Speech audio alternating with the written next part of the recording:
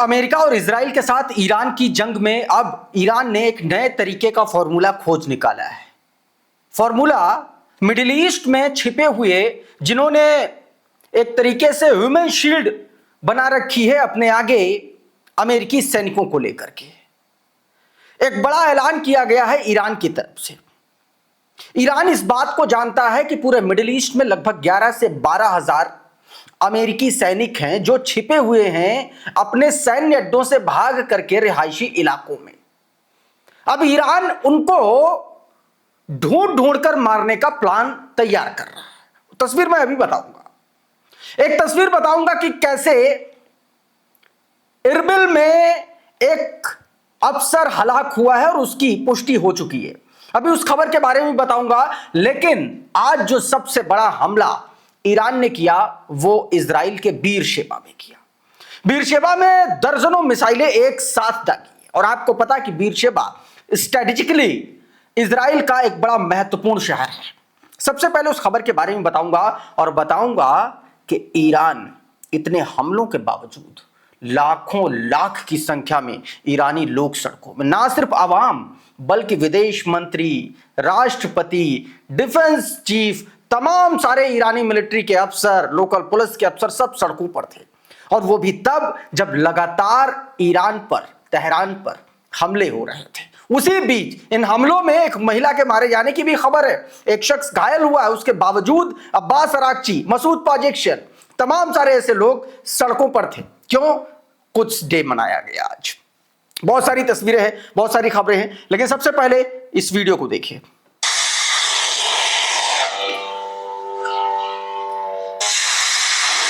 Tehran times के according बताया गया कि बीरशेबा में इजरायली सरकार का जो सेना का हेडक्वार्टर है उस पर ड्रोन से जवाबी हमला किया गया और एक नए लहर शुरू की गई इन हमलों के साथ, जिसमें ईरानी देश के खिलाफ इस्तेमाल किए जाने वाले इजरायली सरकार के स्ट्रेटेजिक मिलिट्री इंफ्रास्ट्रक्चर को निशाना बनाया गया।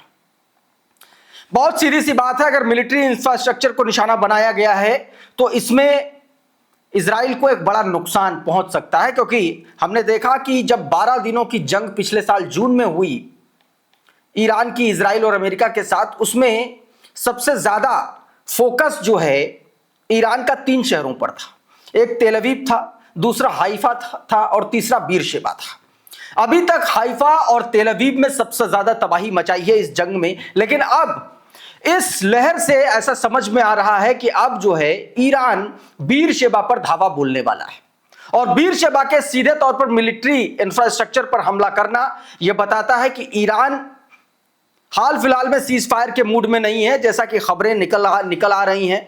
अभी उसके बारे में बताऊंगा कि कैसे अमेरिका जो है कभी ओमान के जरिए, कभी फ्रांस के जरिए सीज फायर को लेकर के ईरान के सामने गिड़गिड़ा रहा है। वो खबर भी निकल के सामने आई, भी बताऊंगा।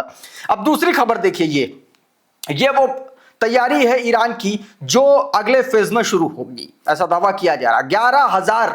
11,000 छिपे हुए ऐसे अमेरिका के मिलिट्री पर्सनल्स हैं जो पब्लिक के बीच में, जो रिहायशी इलाकों में हैं। और यही वजह है कि ईरान कई जगहों पर ऐसे में अटैक कर रहा है जहां पर ये लोग छिपे, कई फ्लैट में, कभी बिल्डिंग में, और ये वही जगह है जहां पर ये सब छिपे हुए 11,000। अब इनके पास छिपने का कोई रास्ता नहीं है। तेहरान टाइम्स के हवाले से खबर बताया गया कि IRGC intelligence urge citizen in Arab countries to locate 11,000 American soldiers staying in hotels and private residence across West Asia. बताया गया पूरे पश्चिमी एशिया में 11,000 अमेरिकी सोल्जर जो हैं वो किसी घर में, किसी रेजिडेंशियल एरिया में, किसी बिल्डिंग में छुपे हुए, और उनसे यह आग्रह किया गया है, यह आह्वान किया गया है कि आप लोग जो है इन सैनिकों को पहचान करके इसकी जानकारी ईरान को दीजिए। और सीधे तौर पर बताया, we warn Americans may use local citizen as human shield. यह भी वॉर्न किया कि अमेरिकी सैनिक जो है वो आम नागरिकों को एक तरीके से ह्यूमन शील्ड की तरह इस्तेमाल कर सकते हैं। It is an Islamic duty to report where doubts of US soldier. सीधे तौर पर यह बताया गया कि लोगों से आह्वान किया गया कि ये आप लोगों की इस्लामिक ड्यूटी है, इस्लामिक धर्म है कि आप जो है इनका पता ईरान को बताएं। इस बीच एक और खबर आई दोस्तों, एक खबर कल मैं उससे जोड़ देता हूं। पहले कल इराक के इरबिल में वहां के रेजिस्टेंस फोर्सेस ने निशाना बनाया और ये जो निशाना बनाया गया था ये फ्रेंच बेस को निशाना बनाया गया था। फ्रेंच बेस को निशाना इसलिए बनाया गया था क्योंकि एक तरीके से फ्रेंच वॉरप्लेन जो है उसको अमेरिका इस्तेमाल कर रहा है, उसके बेस को इस्तेमाल कर रहा है, और इसके बाद धमकी दी गई थी और उसके बाद अटैक किया गया था फ्रेंच बेस पे। और अब खबर निकल के सामने आई है कि एक अधिकारी की उसमें मौत हुई है, और ये वो ट्वीट है, देखिए जरा। विगार्ड 24 का ये ट्वीट बताया गया कि a photo has just been released of the first French and European soldiers killed by Iran in this war. सीधे तौर पर यह बताया गया कि ईरान के द्वारा पहली तस्वीर ये यूरोपियन सोल्जर की है जिसको ईरान ने मारा है। चीफ वारंट ऑफिसर एर्नॉड फ्रॉं की यह तस्वीर, चीफ वारंट ऑफिसर, और इनको एक तरीके से एरबिल में जो अटैक हुआ था उसमें इनकी मौत हुई है, ये बात निकल के सामने आई। अच्छा, एक और खबर ये देखिए, आज की तस्वीर है ये। अब से कुछ देर पहले तेल अवीव में उसकी फाइनेंशियल बिल्डिंग को निशाना बनाया गया, और इस वीडियो में आप देख सकते हैं कि तमाम सारी जो मलबा है इमारत का वो नीचे गिरा, और जिसकी वजह से नीचे खड़ी हुई कारें तबाह हो गई, पूरी बिल्डिंग तबाह हो गई है। और ये वीडियो तेहरान टाइम्स ने ये अपने ट्विटर हैंडल से जारी किया और इस हमले का दावा किया। देखिए आपकी स्क्रीन पर ये ट्वीट, इसमें क्या बताया गया। Aftermath of the Iran retaliatory missile strike on Tel Aviv where the regime's financial building suffered damage and destructions. सीधे सीधे इसमें एक बात कही गई कि ईरान के रिटेलिएटरी एक्शन में निशाना बनाया गया इजराइल की तेल अवीव में मौजूद एक फाइनेंशियल बिल्डिंग को, जिसमें जबरदस्त नुकसान पहुंचा है। और ये उसकी तस्वीर है जो मैंने अभी आपको दिखाई। एक खबर, एक तस्वीर मैं आपको अल-दफ्रा बेस की भी दिखाना चाहता कि अमेरिका को कितना बड़ा नुकसान हुआ है। सैटेलाइट इमेजेस अब उसकी सामने आई हैं। आपको बताया 2 दिन पहले अल-दफ्रा बेस पे ईरान ने जबरदस्त स्ट्राइक की थी अपने मिसाइलों के जरिए। और ये वो जो तस्वीरें हैं, सीधे तौर पर देखिए, एक तस्वीर है जो हमले से पहले की है, और ये वो एक तरीके से बैरक है, ये वो ठहरने के जगह है जहां पर जो है अमेरिकी सैनिक रहते थे, उनके रहने और ठहरने की जरूरत थी। और ये तस्वीर देखिए दूसरी वाली, ये हमले के बाद की तस्वीरें हैं। पूरा का पूरा एक तरीके से वाइप आउट होकर दिया है अल-दफ्रा को। आधे से ज्यादा आप कह लीजिए कि 90% बेस जो है तबाह हो चुका है, और 10 मीटर डायामीटर का एक पूरा गड्ढा हो गया है। यह खुर्रमशहर मिसाइल यहां पर दागी गई है, ऐसा दावा किया जा रहा है। दोस्तों, मेगाटन का यह ट्वीट आपकी स्क्रीन पर देखिए, इसमें क्या बताया गया। New satellite images from the US Al-Dafra base in UAE shows that the one Iranian missile wiped out the almost half of the military barracks. बताया गया कि लगभग आधी मिलिट्री बैरक को एक खुर्रमशहर मिसाइल ने सब कुछ तबाह कर दिया। A super heavy impact of Iranian Khorramshahr 4 ballistic missile warhead impacting the accommodation area of the American officers, which has created a hole at least 10 metre diameter, 10 metre का एक तरीके से परिधि का पूरा गड्ढा बना दिया। इतना बड़ा और तगड़ा हमला था, ये बात इसमें कही गई है। अच्छा, इस बीच डोनाल्ड ट्रंप अपनी औकात पर आ गया है। दबे जुबान से एक बार धमकाने की कोशिश करता है, फिर पुचकारने की कोशिश करता है कि किसी तरीके से ईरान जो है मान जाए। और यह बात क्यों कही उसने? स्ट्रेट ऑफ हॉर्मुज में नेवल माइंस बिछा रखी हैं ईरान ने। अब ये धमकाने की स्थिति में रहा नहीं है, क्योंकि एक ऑयल टैंकर परसों वाले दिन ईरान ने उड़ा दिया था इसका। हालांकि वो एक तरीके से इससे काफी दूर था स्ट्रेट ऑफ हॉर्मुज से, लेकिन ईरान ने यह काम कर रखा है, इसमें कोई दो राय नहीं है। और इसी को लेकर के एक ट्वीट किया आज ट्रुथ पर डोनाल्ड ट्रंप ने, और उसको लेकर के उमाशंकर सिंह ने अपने ट्विटर हैंडल पर जो बात लिखी वो आपको समझनी चाहिए। आपकी स्क्रीन पर देखिए ये ट्वीट क्या बताया गया। इस बीच ईरान की तरफ से स्ट्रेट ऑफ हॉर्मुज को माइन करने की, यानी कि वहां बारूदी सुरंग बिछाने की बात कर दी गई है। CNN ने बारूदी सुरंग बिछाने की शुरुआत की रिपोर्ट भी कर दी। इस तरह की जानकारी आने के तुरंत बाद ट्रंप और अलबला गए। तुरंत अपने ट्रुथ सोशल पर टाइप कर दिया कि ऐसा किया तो ईरान को बहुत महंगा पड़ेगा, लेकिन दूसरी पंक्ति में यह भी लिख दिया कि उन्होंने माइंस बिछाई हैं और उसे हटा ले तो फिर यह सही दिशा में बहुत बड़ा कदम होगा। आप समझ रहे हैं, धमकाया फिर पुचकार रहा है, कह रहा है सही दिशा में बड़ा कदम होगा। और ये वो सही दिशा क्या है? ये सही दिशा जो वो ओमान के रास्ते खोज रहा है ईरान से सीज फायर की, जो वो फ्रांस के रास्ते खोज रहा है सीज फायर की, लेकिन ईरान ने साफ मना कर दिया है।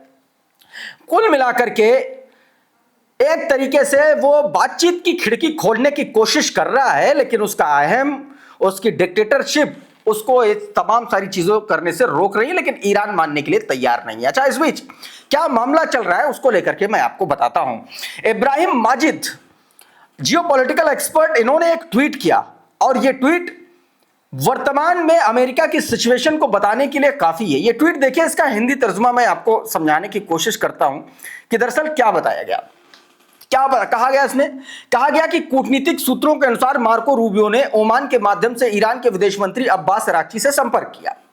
यह कदम अमेरिका की उस कोशिश का हिस्सा बताया जा रहा है जिसमें युद्ध खत्म करने का रास्ता तलाशा जा रहा है। अमेरिकी संदेश में एक सीधा सवाल था कि युद्ध रोकने के लिए ईरान क्या चाहता है। शुरुआत में तेहरान की तरफ से कोई जवाब नहीं आया। इसके कुछ समय बाद फ्रांस की तरफ से यही सवाल दोबारा ईरान तक पहुंचाया गया ताकि कूटनीतिक चैनल दोबारा खुल सके। इस बार तेहरान ने साफ जवाब आया, कहा हम युद्ध रोकने की कोशिश नहीं कर रहे हैं, अभी ऐसे टारगेट्स हैं, ऐसे गोल हैं जिनको अभी ईरान को हासिल करना है, यानी कि वो जंग खत्म करने के मूड में नहीं है। हालांकि डोनाल्ड ट्रंप और वॉशिंगटन के कई अधिकारी सार्वजनिक तौर पर युद्ध में सफलता का दावा कर रहे हैं, लेकिन पर्दे के पीछे चल रही कूटनीतिक पहल कहीं अधिक सावधानी भरी और रणनीति की ओर इशारा करती है। ऐसा लगता है कि अमेरिका को उम्मीद है कि लगातार सैन्य दबाव अंततः ईरान को शर्तें मानने के लिए मजबूर कर देगा जो वॉशिंगटन के अनुकूल हो। दूसरी तरफ तेहरान बिल्कुल उल्टा संकेत दे रहा है। ईरानी अधिकारियों का कहना है कि लंबे समय तक चलने वाले टकराव के लिए तैयार है और दोबारा झुकने वाले नहीं है। इस तरह यह युद्ध अब धैर्य और सहनशक्ति की रणनीतिक लड़ाई बन चुका है, एक ऐसी परीक्षा जिसमें देखा जाएगा कि कौन सा पक्ष ज्यादा लागत झेल सकता है, बढ़ते तनाव को सह सकता है और अंत में दूसरे पक्ष को अपनी उसी रणनीति बदलने के लिए मजबूर कर सकता है। ये बात दोस्तों, इसमें पूरा का पूरा लेखा जोखा तैयार कर दिया गया। और अब इन तमाम हमलों के बीच में वो तस्वीरें आपको दिखाना चाहता हूं जो ईरान में अलग अलग हिस्सों में देखने को मिली। ये तस्वीरें जरा देखिए, ये तस्वीरें ईरान मिलिट्री के तमाम सारे अधिकारी, IRGC के, लोकल पुलिस के, ये देखिए अली लारिजानी, और ये देखिए तमाम सारे जो अफसर हैं वो सब लोग। है क्या कि ईरान में आज कुद्स डे मनाया जाता है। ये एक तरीके से आप कह लीजिए कि जो रमजान है, रमजान के आखिरी शुक्रवार को ये मनाया जाता है। तमाम सारे लोग दावा करते हैं कि ये इजराइल के खिलाफ फलस्तीन के समर्थन में भी ये दिन ईरान में आयोजित किया जाता है। लेकिन इसी दिन जब लाखों की संख्या में लोग सड़कों पर थे, खुद राष्ट्रपति मसूद पाजेक्शन, देखिए जरा, ये मसूद पाजेक्शन सड़कों पर घूम रहे हैं। इन तस्वीरों का एक और पहलू है दोस्तों, जब बेंजामिन नेतन्याहू का अता पता नहीं है किस बंकर में है या अपने हाई सिक्योर प्लेन में घूम रहा है, डोनाल्ड ट्रंप कौन से बिल में घुसा हुआ है, छिपा हुआ है, उस वक्त ईरान की पूरी लीडरशिप, तमाम बड़े अधिकारी खुले आसमान के नीचे सड़कों पर घूम रहे हैं, मुस्कुरा रहे हैं और दूसरी तरफ हमले हो रहे हैं। यहीं पर हमले हुए, ये देखिए जरा, ये मसूद पाजेक्शन की तस्वीरें। और इसमें देखिए अशोक कुमार पांडे ने बड़ी लॉजिकल बात कही, अमेरिका इजराइल बम बरसा रहा है और ईरानी राष्ट्रपति तेहरान की सड़कों पर बेखौफ कुद्स डे रैली में पैदल चल रहे हैं। कुद्स डे हर जुमातुल फिदा को फलस्तीन के समर्थन में मनाया जाता है, ये बात इन्होंने कही। अब देखिए एक और तस्वीर देखिए, लाखों लोग किस तरीके से प्रोटेस्ट कर रहे हैं अमेरिका और इजराइल के खिलाफ। तेहरान की ये तस्वीरें हैं, कुद्स डे के मौके की तस्वीरें, हजारों हजार की संख्या में लोग। और बताया ये जा रहा है, ये जो पीछे की तरफ आप उठता हुआ धुआं आप देख रहे हैं, ये ताजा हमले की तस्वीरें, ठीक वहीं पर हमला हुआ, लेकिन उसके बावजूद इनका जोश देखिए, इनका हौसला देखिए, पस्त हो नहीं रहा है। ये तमाम सारी देखिए, प्रेस टीवी के हवाले से खबर बताया गया, US Israel strike directly target thousands of Iranian protester on international Quds day rally in Tehran. Tehran में इंटरनेशनल कुद्स डे रैली के दौरान यूएस इजरायली स्ट्राइक ने डायरेक्टली हजारों लोगों पर स्ट्राइक की है और उसके बाद देखिए वहां नारेबाजी शुरू हो गई है। एक और तस्वीर मैं आपको दिखाता हूं, ये देखिए हमला हुआ है, यहां पर आप आसमान में उठता धुआं जरूर देख सकते हैं, लेकिन कोई ऐसा लग रहा है ईरान पर, तेहरान पर कोई फर्क नहीं पड़ रहा है। एक और वीडियो देखिए, ये आदमी घायल हुआ है लेकिन इसका हौसला नहीं कम है। देखिए लगातार नारेबाजी कर रहा है, प्रोटेस्टर उसी हमले में घायल हुआ है। बताया जा रहा है कि इसमें एक शख्स घायल हुआ, एक महिला की मौत भी हुई है। अच्छा, इसी रैली में अब्बास अराक्ची भी थे। अब्बास अराक्ची से वहां पर तस्नीम न्यूज एजेंसी की रिपोर्टर ने बातचीत की है। ये जरा देखिए क्या कुछ बताया गया।